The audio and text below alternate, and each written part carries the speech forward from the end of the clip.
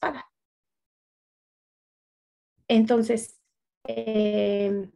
por ejemplo, ustedes se han raspado a lo mejor o se han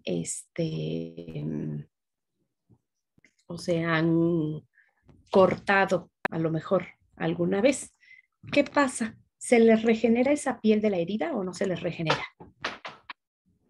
Si te raspas, como acá este chiquillo que se raspó la rodilla. ¿Esta piel se va a regenerar o le va a quedar ahí el hoyo por siempre? Se regenera. Se regenera. Y el proceso de regeneración es a partir de que sus células de la piel hagan mitosis. Entonces, por eso decimos que en la mitosis se obtienen dos células hijas idénticas, porque si se está lesionando la piel, pues acá se tienen que formar células de la piel. No se van a formar acá células de hueso, ¿no? Y no se van a formar células del cerebro, porque lo que se está lesionando acá en esta parte es la piel. Entonces, las nuevas células que se produzcan, pues tienen que ser idénticas a la de la zona donde se encuentra. Entonces, por eso también es muy importante este proceso de mitosis. Donde hay células que se pierden o se mueren, pues tienen que llegar nuevas células para reemplazar esa pérdida. Y esto ocurre por mitosis. Después tenemos este otro método de reproducción indirecta, que es la meiosis. Ok, teníamos 22 pares somáticos, y estos 22 pares somáticos, que son las células de la piel, las células de los órganos, las células de todos los tejidos, y todas se reproducían por mitosis, ¿no? Y ahora tenemos, de estos 22 somáticos, nos quedaba un par, que era el par sexual. Entonces, este tipo de división celular solamente se va a llevar a cabo en células sexuales. ¿Cuáles eran las células sexuales, muchachones? ¿Cuáles eran nuestras células sexuales? El espermatozoide y el óvulo. Es correcto. Entonces, este tipo de división celular solamente se va a llevar a cabo en óvulos y espermatozoides, ¿ok? Va a ocurrir la división con las fases que habíamos visto de la mitosis: profase, metafase, anafase y telofase, pero por partida doble. En lugar de haber una sola división, como vimos ahí, donde se obtenían dos células hijas, acá va a haber, digamos que el proceso se va a llevar al doble. No nada más se va a llevar para formar dos células, sino que se va a repetir para obtener otras dos. Entonces vamos a tener 4 células hijas, pero si se acuerdan, en la mitosis las células hijas eran iguales. Aquí las células hijas van a ser diferentes. La meiosis produce 4 células hijas y esas 4 células van a ser diferentes, ¿vale? ¿Por qué? Porque el proceso se va a llevar a cabo por partida doble. ¿Y por qué van a ser diferentes? Ahorita vamos a checar. Primero, las fases. Las fases de la meiosis son las mismas, dice acá, son exactamente las mismas que las de la mitosis, pero el proceso se lleva a cabo 2 veces. Entonces, en la primera división tenemos la profase, la metafase, la anafase y la telofase, pero le vamos a poner acá un 1, porque es la primera división. Entonces se llama profase 1, metafase 1, anafase 1 y telofase 1. ¿Se acuerdan qué ocurría en la profase? ¿Qué empezaba a ocurrir en la profase? Los cromosomas se condensaban y se formaba el hueso o meiótico. El uso. No hueso, sino uso. Con H, que parece que le falta la E al hueso, pero no, exacto. Y cuando se condensan empieza a desaparecer el núcleo para que estos se liberen. Muy bien. ¿Qué pasaba en la metafase? ¿Cómo se encontraban los cromosomas? ¿En dónde se encontraban alineados? Es cuando en la metafase los cromosomas se alinean. ¿En donde? A la izquierda, a la derecha, arriba, abajo. ¿En dónde se alineaban? Estaba acá. ¿Por el Ecuador? Algo así, dijo. Ay, no le escuché, no le escuché. ¿Por el Ecuador? Bueno, En medio. en medio. Ajá, en medio, en el Ecuador. Se alineaban. Y ahí se acuerdan el uso que estaba aquí. El uso que estaba aquí los cacha, ¿no? Así como si fuera su telaraña, los cacha en la metafase. ¿Qué ocurría en la anafase? ¿Qué le había hecho el uso a los cromosomas? En la anafase es cuando ya se los llevó a los polos. Se llevó la mitad de los cromosomas a la izquierda y la mitad de los cromosomas a la derecha. Ya los separaron. ¿Y en la telofase? ¿Qué pasaba en la telofase? ¿Qué le empezaba a pasar otra vez a la célula? Rodeaba los cromosomas que ya se estaban descompactando. Ok, otra vez se empieza a formar la membrana que va a atrapar a los cromosomas que ya estaban en los extremos. En esta primera división, que tiene los mismos pasos de la mitosis, los mismos, se forman dos células hijas. Entonces a esta se le llama primera división meiótica porque es de la meiosis y las fases son fase 1, fase 1, fase 1. Después viene la segunda división meiótica. Entonces le vamos a llamar profase 2, metafase 2, anafase 2 y telofase 2. Exactamente lo mismo que me dijeron que ocurría arriba, exactamente lo mismo va a ocurrir aquí. Ajá. Se van a obtener la otra cantidad de células. ¿Cuántas? 2. Para que al final tengamos 4 células hijas. Luego dice acá, la meiosis es un proceso de división celular de una célula diploide para dar origen a 4 células haploides. Diploide significaba que llevaba toda la información genética.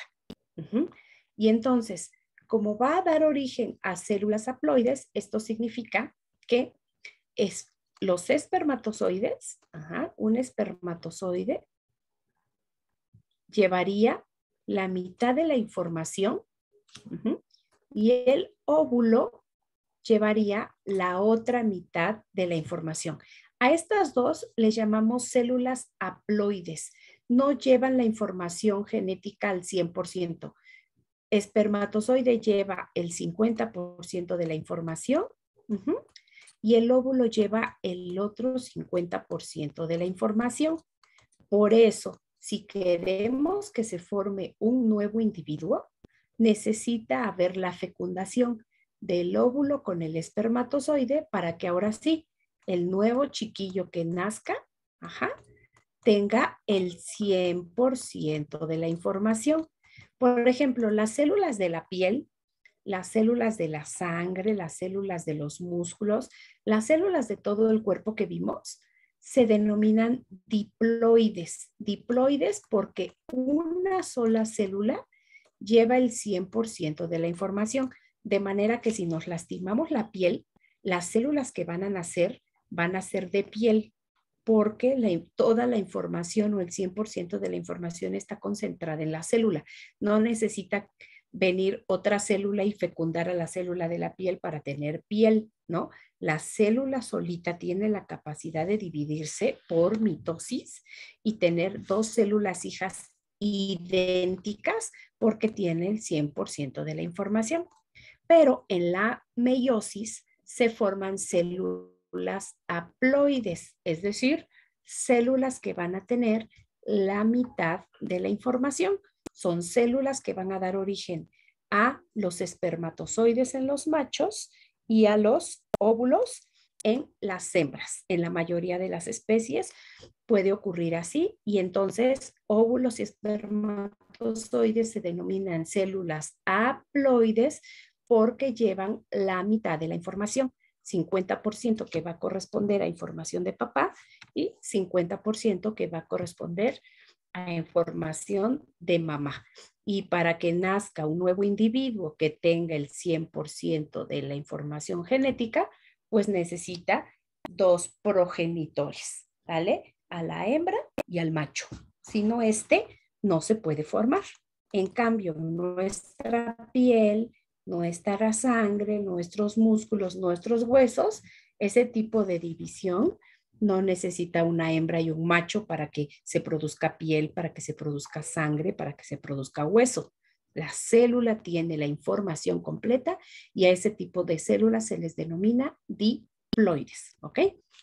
Entonces, acá tenemos, vean, cuando se da el proceso de la división celular meiótica, dijimos que ocurre en 2 pasos, ¿no? En la primera fase de la meiosis se van a formar 2 células. Acá está mi célula principal y se van a obtener 2 células. Y después esas 2 van a dar origen a otras 2, de manera que tengamos 4. Esos 4 pues van a corresponder a 4 espermatozoides. Estos 4 todos van a ser diferentes. Todos van a ser diferentes. No son células idénticas. Son células diferentes. Se forman 4 células. Las 4 son fuertes y viables. ¿A qué me refiero con eso? De estos 4 espermatozoides que se están produciendo, los 4 van a tener la capacidad de fecundar a un óvulo, ¿no? Los 4 son grandes, los 4 son fuertes, los 4 van a tener la fuerza suficiente para fecundar a un óvulo. ¿Qué pasa con los óvulos? En el caso de los óvulos, también se van a formar 4 células hijas también. ¿Por qué? Pues porque están siendo parte de una división celular meiótica. Entonces, si hay meiosis, pues forzosamente tiene que haber 4 células. Ajá. Esas 4 células también van a ser diferentes, pero en este caso, a diferencia de los espermatozoides, es que van a tener una característica en especial. Solamente una de esas células va a ser lo suficientemente fuerte y viable. Viable significa que va a tener las características necesarias para que ya está madura y que va a poder ser fecundada por un óvulo. Los otros 3 en el camino se pueden perder. Pueden no llegar a fortalecerse completamente. Esto ocurre porque el óvulo es más complejo que el espermatozoide. Por ejemplo, en tamaño, un óvulo es 500 veces más grande que un espermatozoide. Entonces, la complejidad, por ejemplo, esta complejidad hace que solamente uno vaya a tener la capacidad de madurar lo suficiente para que pueda ser fecundado. Y los otros, que se les llama cuerpos polares o corpusculares, van a perderse en el camino. Sin embargo, a veces pueden tener la capacidad o la característica de madurar y por eso podemos tener embarazos múltiples. Porque los embarazos, por ejemplo, gemelares, puede ser un solo óvulo con un solo espermatozoide, un solo óvulo con un solo espermatozoide y que de ahí se divida la célula no en 2, sino en 4, por ejemplo, y que tenga gemelos, ¿no? Y que sean gemelos idénticos. Pero también puede ocurrir que sean 2 óvulos fecundados por 2 espermatozoides y que entonces sean gemelos pero no idénticos o que nazca hembra y macho o hombre o mujer, ¿no? Como producto de esa fecundación. Entonces, se van a obtener 4 células hijas también. Uno va a madurar lo suficiente y los otros se pueden perder en el camino o pueden madurar 2 o pueden madurar 3 o pueden madurar los 4 completamente y que pueda haber embarazos múltiples, ¿sale? Pero lo que no debemos olvidar es que la célula por meiosis, la célula sexual, óvulo y espermatozoide se van a dividir por el proceso meiótico, dando origen a 4 células diferentes. En el caso de los espermatozoides, todos son grandotototes y fuertotototes. Los 4 van a estar súper bien. Y en el caso de los óvulos puede ser solamente uno de esos 4 que madure lo suficiente. Muchachos, ¿dudas con mitosis y meiosis o dudas con la reproducción sexual directa, lo que ocurre, por ejemplo, en organismos simples como las bacterias? ¿O vamos bien?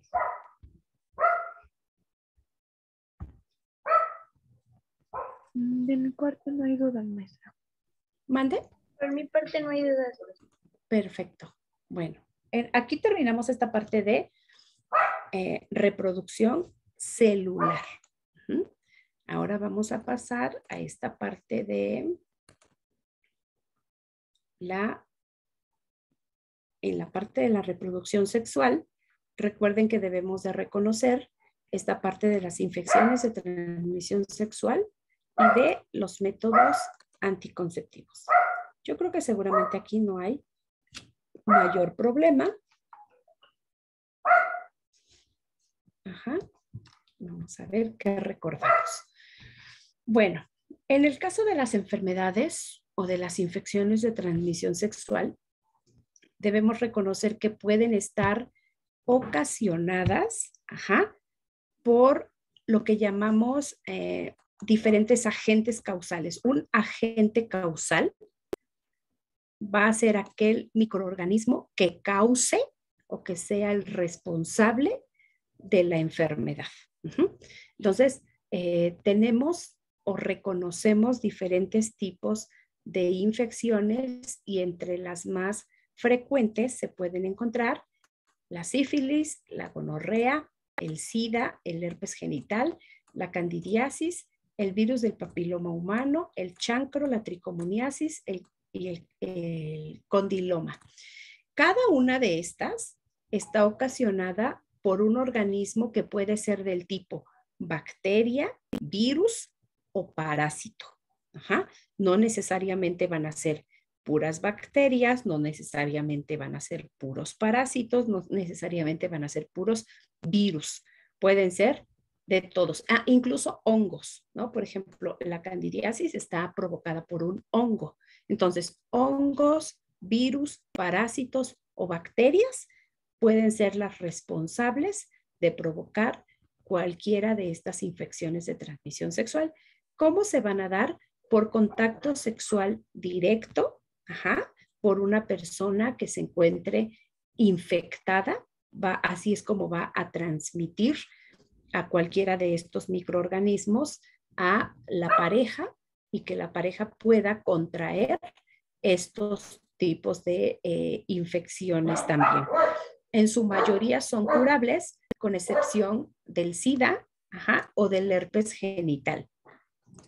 En el caso del herpes genital, por ejemplo, puede ser una infección que permanezca latente por muchos años, causando diversas afecciones y malestares, que de repente cese o se calmen como las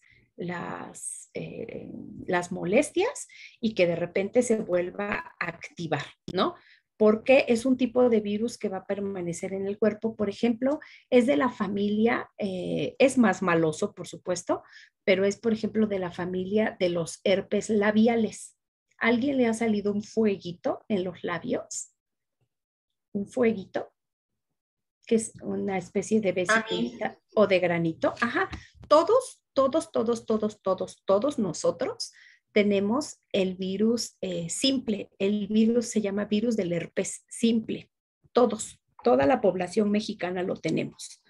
Pero hay ocasiones en que ese virus se puede manifestar porque nos bajaron las defensas, porque nos subió la temperatura.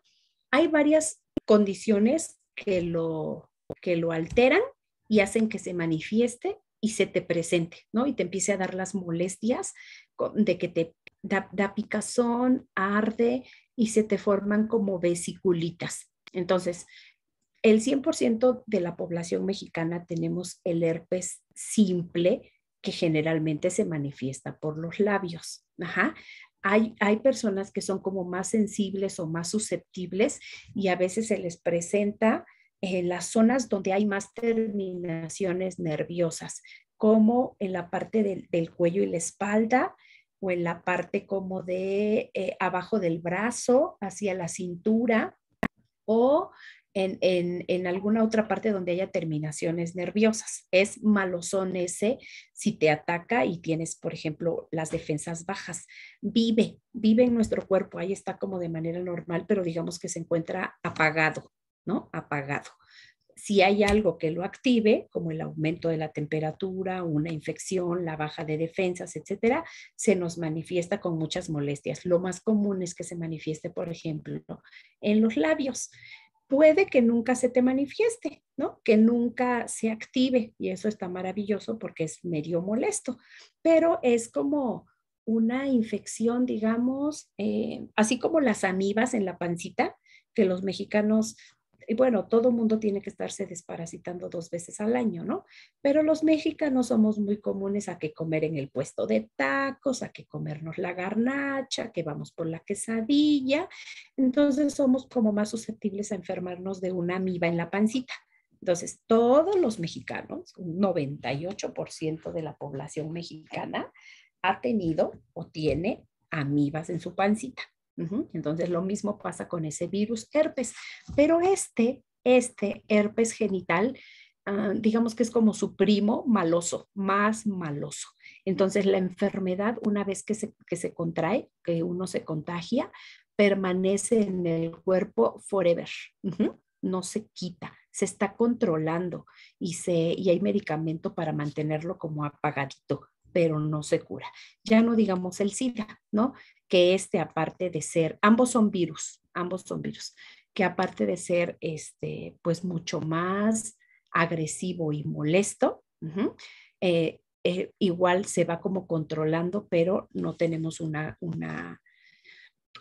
cura para él. Entonces, hay que reconocer, porque pueden preguntárselos, por ejemplo, quiénes son los causantes de las enfermedades. Ajá. Por culpa de quién se dio la infección que después se desarrolla en una enfermedad. Hay que reconocer el nombre de la enfermedad y quién la causa. En la anterior diapositiva veíamos que decía agente causal. Aquí vemos que dice agente etiológico. Es lo mismo, es quién la causa, ¿vale? ¿Quién está causando que eso ocurra? Permítanme un segundito, Ok. Entonces, lo que tenemos que reconocer es al agente causal. Entonces, ¿cuáles son como los más comunes que te puedan preguntar? Las verrugas genitales provocadas por el virus del papiloma humano. Ajá. El herpes genital, que es el virus del herpes simple 2. Ajá. Tenemos de aquí, porque ahorita vamos a pasar a otro. Las ladillas son una especie de piojos, así, piojos como el de las pulgas de los perros o los piojos que le salen en la cabeza. Bueno, no le salen, se le contagian luego en la cabecita a las personas, así son una especie de piojos, pero en las partes púbicas. Ajá. La clamidia causante de uretritis. El SIDA, por supuesto, que es por el virus de la inmunodeficiencia humana. Y vamos a pasar aquí a otras, acá.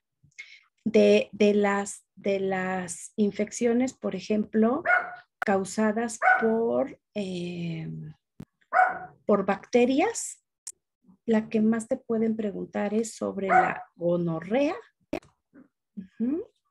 sobre la sífilis, y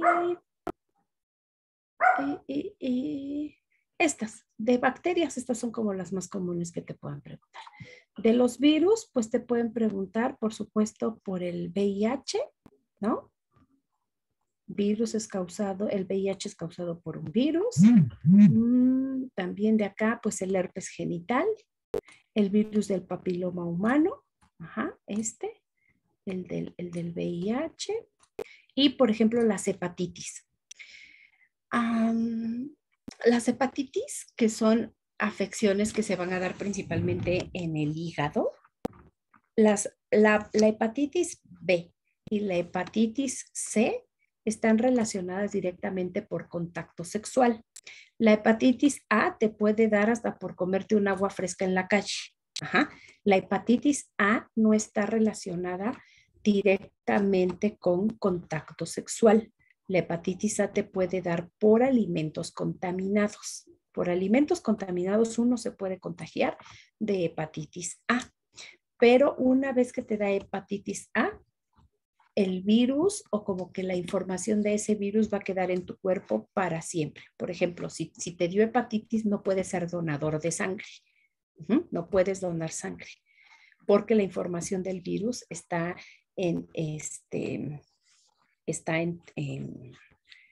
tu sangre y la puedes contagiar a alguien más. Ajá.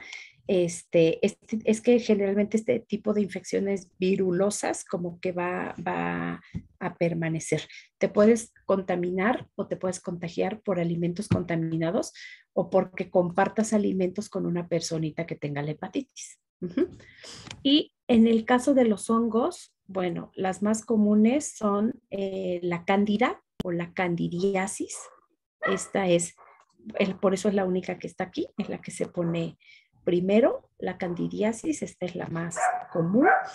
Esta infección es muy común en las mujeres, aunque no haya transmisión sexual, porque por los cambios de pH, ¿no? De la hormonal. Y estas que sí son por contacto sexual, entre las más comunes por parásitos tenemos a la tricomona vaginalis y a los piojos, que son las ladillas, ¿no? Y alguna especie de sarna. Entonces, en ocasiones te pueden preguntar solamente que identifiques cuáles son enfermedades de transmisión sexual y que identifiques en una serie de nombres, o a veces te pueden preguntar si la enfermedad está causada por una bacteria o está causada por un virus o está causada por un hongo o está causada por un parásito, ¿sale? Entonces hay que reconocer los tipos de agentes que provocan esas infecciones, ¿ok? ¿Qué más? Bueno, para evitar todo el tipo de contaminación de estos microorganismos por el contacto sexual, pues lo que se debe hacer es utilizar métodos anticonceptivos. Entonces, tenemos que reconocer los tipos de métodos anticonceptivos. Por ejemplo, aquí, ¿cuáles serían métodos químicos? ¿Cuáles de estos serían métodos químicos? ¿A cuáles les llamaríamos métodos químicos? La píldora y la inyección. La píldora, ajá, este sería químico. Este sería químico. ¿Hay algún otro químico?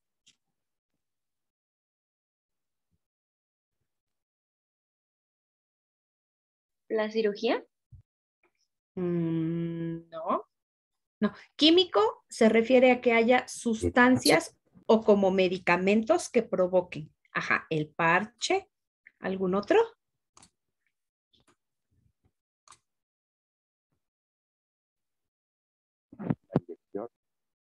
La inyección ya está acá por acá la inyección. El anillo hormonal. El anillo hormonal, ajá. Todavía nos falta, ¿eh? ¿Cuál otro? El implante. El implante, perfecto. Entonces tenemos que reconocer que hay métodos que van a funcionar a base de sustancias químicas que se van a estar liberando en el cuerpo, provocando algo en el pH, en la movilidad de los espermatozoides, como una barrera para no llegar al óvulo, etc. Luego tenemos los métodos de barrera. ¿Cuáles son de barrera? El condón. El condón masculino, femenino y el DIU. Ok, el femenino, el masculino y el DIU. Y el DIU puede estar combinado, ¿eh? El DIU puede estar combinado, es la parte de barrera, pero también, por ejemplo, acá, en esta parte de la T, puede tener alguna sustancia química o acá, alguna sustancia química que además de estar ocurriendo como de barrera, esté liberando sustancia. Luego tenemos al definitivo, método anticonceptivo definitivo. Cirugía. La cirugía. ¿Cómo se llaman estos dos métodos definitivos? Uno es vasectomía y Ajá. Luego tenemos este calendario de días fértiles, pues se le llama el método del ritmo porque se va calculando de acuerdo a los días en los que ocurre la menstruación. Por ejemplo, aquí ocurrió la menstruación y se cuenta una vez terminada la menstruación. Ciclo, por ejemplo, entre ciclo menstrual y ciclo menstrual hay 28 días, entonces se cuenta que a la mitad, justamente en el día 14, puede haber probabilidad de fecundación porque sean los días más fértiles, ¿no? Entonces ahí se va controlando, sabiendo el día en que inició la menstruación y cada cuándo vuelve a ocurrir un ciclo menstrual. Justamente a la mitad del ciclo menstrual hay producción de óvulos y que pueden ser fácilmente fecundados por el espermatozoide. Ajá, y tenemos nuestros dos tipos de métodos anticonceptivos definitivos, ajá, que es la salpingoclasia o histerectomía y la vasectomía. En el caso de la salpingoclasia puede ser parcial, ajá, puede ser total o puede ser que se extirpe toda la matriz, ¿no? Que se quite toda la matriz. Pueden solamente bloquearse la parte de los conductos, por ejemplo, que van a las trompas de falopio, en donde acá, en esta parte es donde se alojaría el huevo fecundado para dar origen a un nuevo bebé. Entonces, puede solamente bloquearse, puede cortarse completamente o puede extirparse toda la matriz. Vean, acá está como la ligadura. Acá hay un corte entre las trompas de falopio y la parte que va hacia la matriz. Hay un corte, entonces los óvulos que se estén produciendo por acá, cuando migren y quieran avanzar, pues acá ya va a encontrarse llegar acá, que es en los espermatozoides, por ejemplo, avanzan y llegan hasta acá. Ellos llegan hasta acá y por acá encuentran, es más, pueden subir un poquito más y por acá encuentran al óvulo y acá se plantan, ¿no? Acá se plantan y luego migran y es en esta partecita de la matriz en donde se fija el huevo fecundado y de acá se empieza a desarrollar todo el nuevo individuo, ¿no? Entonces, al cortarle aquí el paso, pues el óvulo ya no llega y el espermatozoide, aunque ande por acá, pues ya no va a encontrar a quién fecundar. Entonces, en el caso de la vasectomía, también puede ser definitiva o puede ser parcial. En esta parte, acá están los testículos y aquí es donde se van a producir los espermatozoides, ¿no? Que después van a subir, ¿no? Y para venir acá y salir. Entonces, en esta parte, así como ocurrió acá, puede ser parcial, es decir, como que se amarre, se le haga acá un moñito, ¿no? Acá le hacemos un moñito y que estos no salgan. O se puede también cortar, que se corte y se separe como, ay, ¿dónde estaba cortado? Acá, que se separe y se corte como acá, así, que se corte completamente y que ya se inhiba el paso, Ujú. Puede ser parcial esa vasectomía o también puede ser total. ¿Dudas, muchachones, o vamos bien?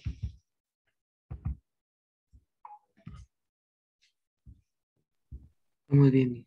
¿Vamos Muy bien? bien, maestra. Perfecto. Déjenme ponerle aquí pausa tantito. Pues estás.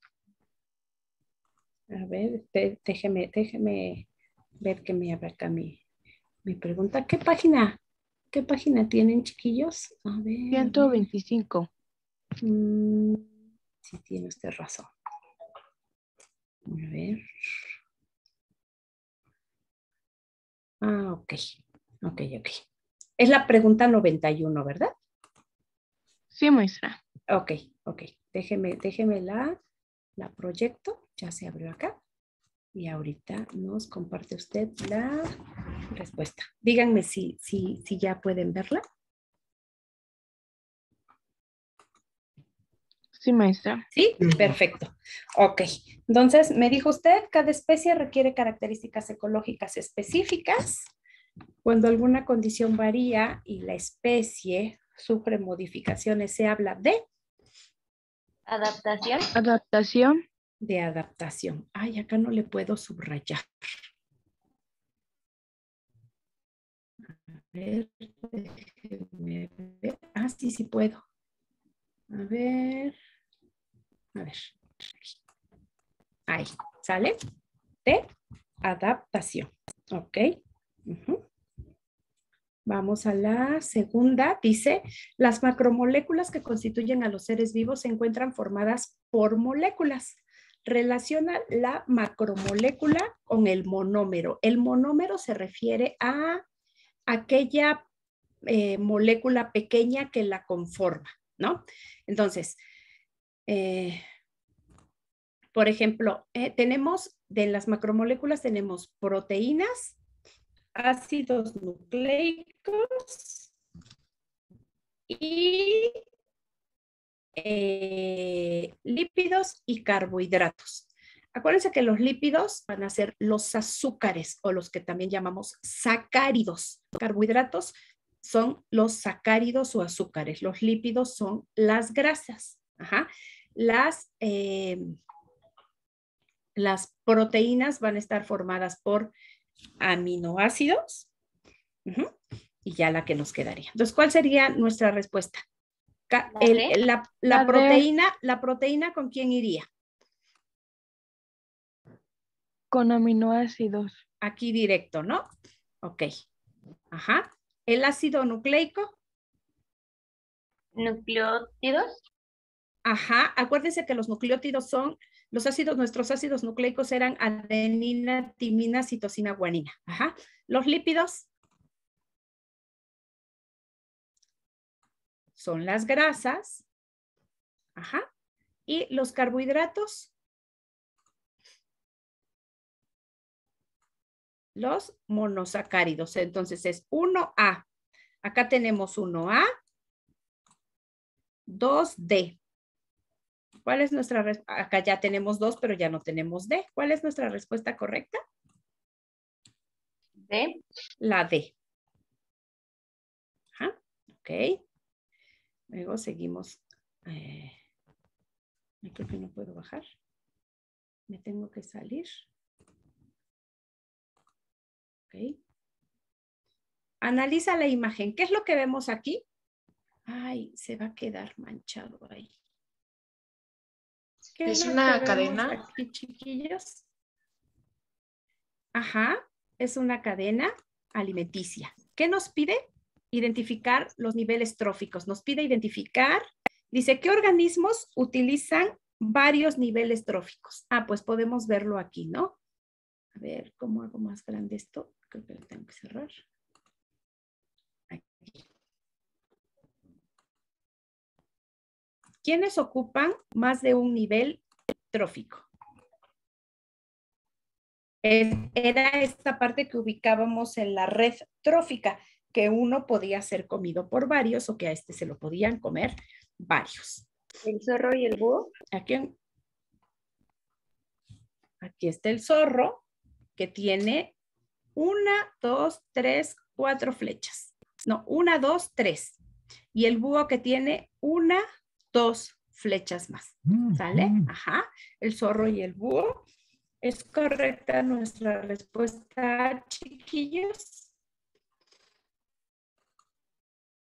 Sí. ¿Sí? Ay. Dibujar. No se me quita la... No puedo poner el dibujito. No puedo. Ay, no sé por qué no puedo poner el lapicito. Ok, el zorro y el búho. Ok. ¿Qué organismos disponen de mayor cantidad de energía en la cadena alimenticia? Los descomponedores. Los Los productores, ¿no? descomponedores son las bacterias, los hongos que ya van a descomponer la materia orgánica, ¿no? Los que disponen de mayor cantidad de energía van a ser, ¿cuál me había dicho este compañerito? Productores. Los productores. Ajá. En una cadena alimenticia, el que va a disponer de la mayor cantidad de energía, que es la que va a proporcionar a todos los demás organismos, van a ser los productores. ¿Quién sabe por qué no puedo dibujar, chiquillos? Ah, creo que ya. Acá está. Los productores. ¿Ok? Ah, fíjense, con respecto a la genética, no revisamos específicamente las leyes de Mendel, pero se acuerdan que hablamos de genes dominantes y de genes recesivos, ¿no? Entonces acá dice, de acuerdo con la primera ley de Mendel, ¿cuál sería la frecuencia fenotípica al cruzar una planta de flores amarillas homocigoto dominante con una planta de flores moradas homocigoto recesivo? Entonces, homocigoto, ahorita les voy a decir a qué se refiere, homocigoto y heterocigoto.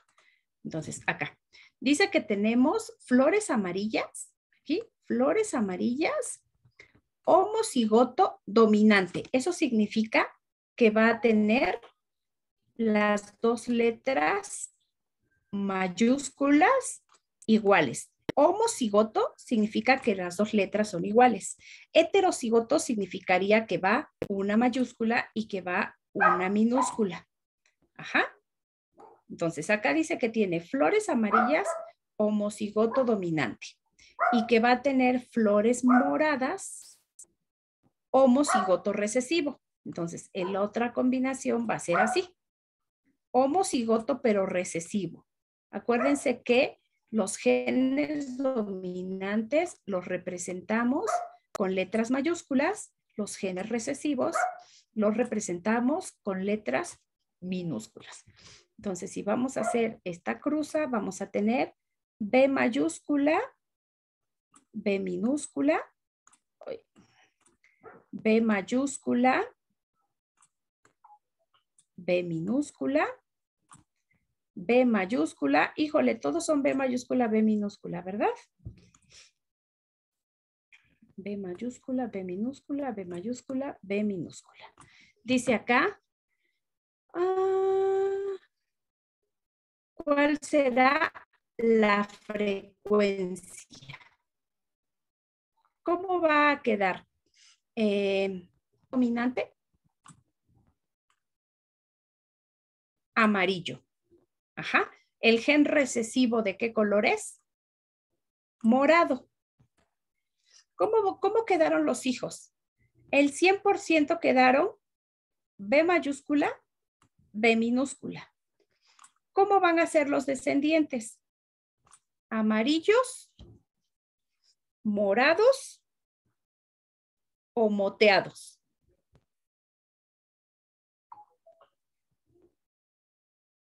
Moteados.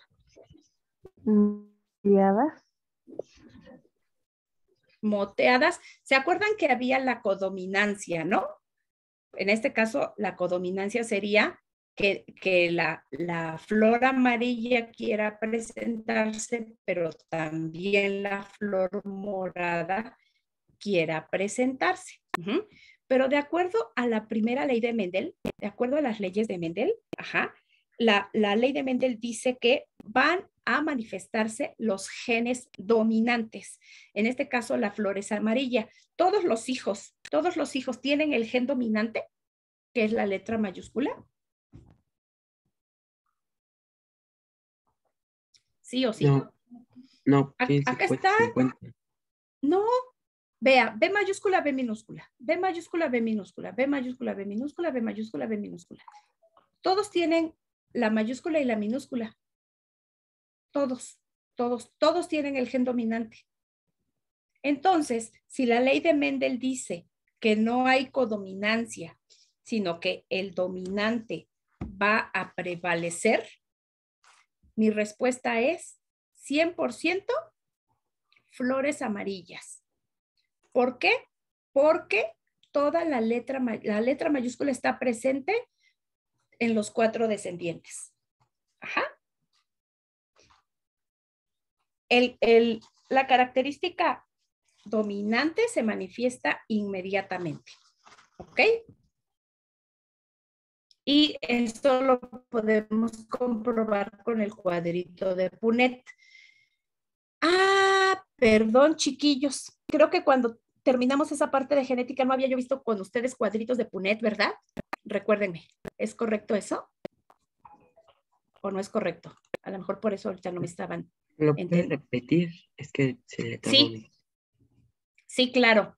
Que medio recuerdo que no habíamos visto, que se nos acabó la clase y no habíamos visto cuadritos de Punnett. ¿Es correcto?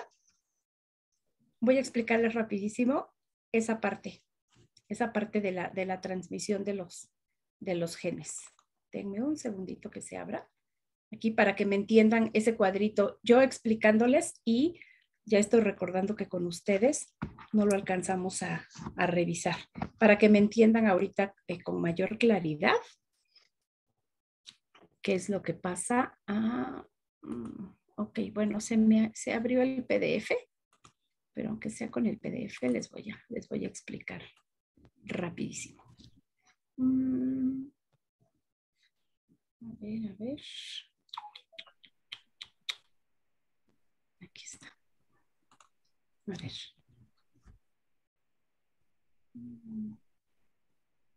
Me dicen ustedes cuando ya puedan ver la pantalla, ¿eh?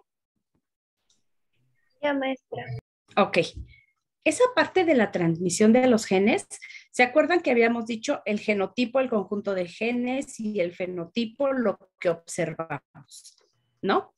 Entonces, por ejemplo, veamos acá. Hay genes que habíamos dicho que eran genes dominantes, que se manifiestan inmediatamente. Y habíamos dicho que hay genes recesivos que permanecen ocultos, ¿no? Por ejemplo, acá. Este es un cuadrito de Punnett parecido al que les hice ahí en el documento. Entonces, vean, en los cuadros de Punnett, los genes dominantes se van a representar con letras mayúsculas. Entonces, vean, ojos de color oscuro, letra mayúscula. Ojos de color oscuro, letra mayúscula. Estos son unos genes homocigoto porque los dos son el mismo tipo de letra, homocigoto, dominante. Lo dominante se representa con letras mayúsculas. Por el otro lado tenemos a los genes recesivos. Los genes recesivos, que son los que permanecen ocultos ante un dominante, se representan con las letras minúsculas. Y el problema decía que había homocigoto recesivo. Sí dice así en su guía, ¿verdad? Había homocigoto recesivo. Homocigoto significa que el par de genes son la misma letra. Recesivo, letra minúscula, dominante, letra mayúscula. Entonces, estos dos, ¿no? Estos dos ya se enamoraron acá. Uno representa los ojitos café y el otro representa los ojitos azules. Cuando se haga la cruza, vean, se pone un gen recesivo junto a otro gen recesivo un gen dominante junto a otro gen dominante. Son estos que tenemos en el cuadrito, pero que ya separamos acá. Entonces, se hace la cruza de genes y tenemos B mayúscula, que es esta, con B minúscula, que es esta. B mayúscula, que es esta, con B minúscula, que es esta. B mayúscula, que es esta, con B minúscula, que es esta, y B mayúscula con esta, que es B minúscula con esta. ¿De qué color tuvieron los ojitos todos los descendientes? Café. Aquí en el cuadro. Café. ¿Por qué? ¿Por qué café y no azules? Café. Ajá. Pero ¿por qué tuvieron los ojitos café y no lo tuvieron azules? Por el gen dominante. Exactamente, porque en todos, si ustedes pueden observar, en todos está el gen dominante. ¿Cuál es el gen dominante? La letra mayúscula. En todos se presentó. Por lo tanto, el 100% de los hijitos va a tener los ojos café porque tiene el gen dominante. Acá, ¿cómo eran los genes? Homocigoto dominante. Homocigoto, las dos letras iguales. Homo igual. Homocigoto dominante, las dos letras iguales. Homocigoto recesivo, las dos letras iguales. Pero ¿qué pasa cuando se van a casar? Por ejemplo, uno de los hijos de acá, que es B mayúscula, B minúscula. Entonces, B mayúscula, B minúscula ya no es homocigoto, porque las letras no son iguales. Hay una mayúscula y hay una minúscula. Entonces, esto se llama heterocigoto. Heterocigoto. Y en este heterocigoto va una dominante y una recesiva. Entonces, en la primera generación, aunque uno haya tenido los ojitos café y el otro haya tenido los ojitos azules, ninguno de los hijos tiene los ojos azules. Pero ¿qué pasa si se casa uno de ojitos café con este tipo de genes, con otro de ojitos café, otro de otra familia, con estos ojitos que tenga heterocigoto también? Como tienen el gen de los ojos azules, veamos aquí qué pasó. Veamos acá. B mayúscula con B mayúscula. Ajá. B mayúscula con B minúscula. B mayúscula con B minúscula. Y B minúscula con B minúscula. En la segunda generación o en la tercera generación, ¿alguien puede tener los ojitos azules? ¿O no?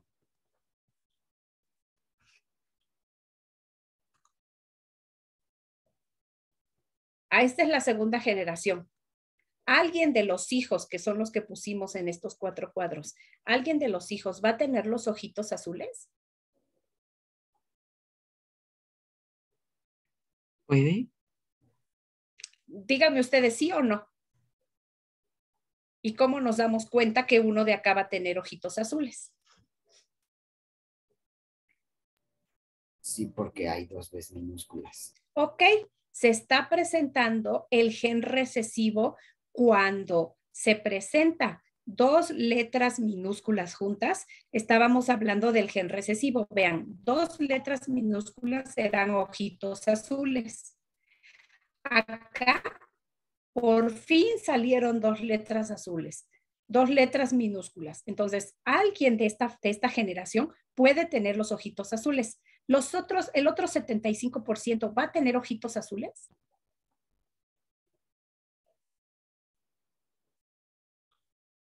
¿25% puede tener los ojitos azules? ¿El otro 75% va a tener los ojitos azules?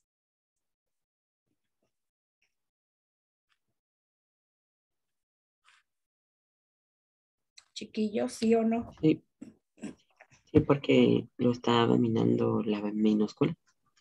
No. Si se representa con minúscula, no domina. Si se representa con minúscula, no domina. Y en los otros café. van a ser cafés. ¿Por qué? Porque en el otro 75% acá está la letra mayúscula. Mayúscula, mayúscula, mayúscula. 75% no va a tener ojitos azules. Los ojitos azules se van a manifestar hasta que haya 2 letras minúsculas. ¿Por qué? Porque la letra mayúscula domina y la letra mayúscula era de ojitos cafés.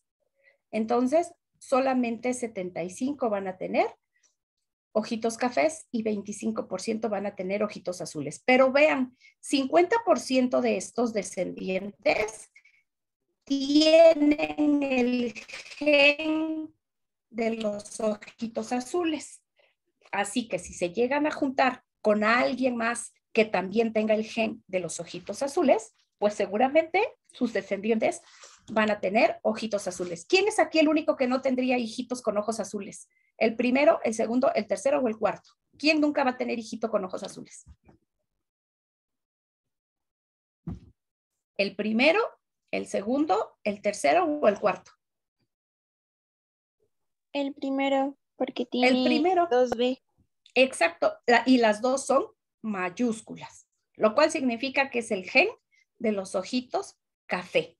Entonces, esta herencia de los genes dominantes se lleva a cabo porque el gen dominante está presente junto a otro gen que puede ser recesivo, como acá, o que puede ser también dominante. Pero el otro 50% que tiene la letra minúscula, en algún momento, si se casa con otro que también tenga la letra minúscula, seguramente puede. Por eso a veces no vemos la manifestación de una característica inmediatamente en los hijos, sino que lo vemos en los nietos o en los bisnietos y de repente nace un niño con ojos azules y cabello rubio y lacio y todos son de ojos cafés, morenitos y chinos. ¿Y ese por qué salió rubio y de ojitos azules y todo? En los genes de sus descendientes o más bien de sus antecesores, estaba la información de esas características recesivas y hasta que se juntaron con otros genes recesivos, se manifestaron porque los dominantes, de acuerdo a las leyes de Mendel, como su nombre lo dice, van a dominar. Ajá. Pero ¿qué pasa, por ejemplo? Hay ocasiones en que vean, a ver, vean, ay, déjenme borrar esto. Hay ocasiones en que, vean, tenemos, vean los genes en este ejemplo. Ay. Vean los genes. Tenemos flor roja dominante. Vean, letras mayúsculas. Flor roja dominante, ¿no? Con flor blanca recesiva, que son las letras minúsculas.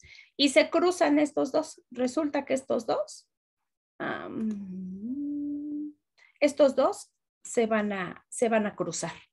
Cuando se haga la combinación de genes, esto sería homocigoto dominante, homocigoto porque las dos letras son iguales, homocigoto recesivo porque las dos letras son iguales pero minúsculas, y resulta que cuando se casaron dieron esta combinación de genes, R mayúscula y R minúscula. Se supone que por estar presente una mayúscula, pues el hijo debería ser rojo, pero ¿de qué color fue? Rosado. ¿Qué creen que pasó ahí? ¿Mezcló? Se mezcló. El dominante siempre va a dominar, ¿no? Y el recesivo se puede ocultar, pero también puede decir, no, yo ¿por qué me voy a ocultar? Yo no me quiero ocultar, yo también me quiero manifestar. Y también se manifiesta, entonces lucha por presentarse, pero el dominante también lucha por presentarse. Pero como el blanco está dando batalla, el rojo no puede y entonces se hace una combinación entre los dos. Y en lugar de ser la flor roja, porque acá tenemos el gen dominante y acá podemos verlo, acá está nuestro gen dominante, la R mayúscula que dice que es del color rojo. Y está la R minúscula que dice que es del gen blanco. La flor pudo haber sido roja porque tiene un gen dominante, pero como el recesivo también se quiso manifestar, entonces hay una combinación de los dos y la florecita sale rosa. Eso pasa, por ejemplo, un cabello lacio y un cabello chino. no nace chino, pero nace ondulado, ¿no? No fue chino, que era el dominante, pero tampoco fue el lacio y queda ondulado, ¿ok? Entonces, hay características en donde los genes recesivos no se quieren ocultar ante un dominante y ocurre lo que llamamos codominancia. Codominancia es cuando tanto el gen dominante como el gen recesivo se expresan al mismo tiempo, dando la característica intermedia. Pero esta característica no es, digamos, la común, ¿no? La común es que el dominante se va a presentar primero. Por eso, aquí hay ejemplos de codominancia, vean. Gallinita negra con gallinita blanca nos dio este gallito punteadito. O esta vaca blanca con esta vaca negra, pues nos da unas vacas moteaditas. Ajá. Entonces, en el caso del ejemplo de nuestra guía, habla sobre la dominancia. Por eso, genes homocigotos dominantes con genes homocigotos recesivos, en todos iba a estar la presencia de la flor amarilla, que era la dominante, amarilla dominante, con la morada, que era la recesiva. Y se acuerdan, los 4 hijos, bueno, ahí yo los puse con la letra B. Lo podemos representar con cualquier letra, siempre la mayúscula sea la dominante y la minúscula la recesiva. Y los 4 salían así: A mayúscula, A minúscula, A mayúscula, A minúscula. Pero en las leyes de Mendel no hay codominancia. Por lo tanto, si los 4 hijos tienen la letra mayúscula, eso significa que el 100% de las flores van a ser amarillas, porque el 100% lleva la letra mayúscula, ¿no? Y la letra mayúscula era la amarilla porque era la dominante. Vamos a resolver esta última de acá. ¿Cuál es la ecuación de la fotosíntesis, chiquillos? Ay, me salió una cosa ahí en la pantalla, sí la ven, ¿verdad? ¿La ve? ¿Por qué la ve? Porque es energía más agua más dióxido de carbono, da glucosa y oxígeno. Perfecto. Lo que necesita la planta para realizar la fotosíntesis es agua, dióxido de carbono y la energía. ¿De dónde agarraba la energía? Del sol. ¿Vale? Perfecto. Muy bien la ecuación de la fotosíntesis. Chiquillos, creo que mañana tenemos que conectarnos a examen, ¿verdad? Bueno, ahorita les van a confirmar. Entonces, seguiríamos resolviendo lo de la guía.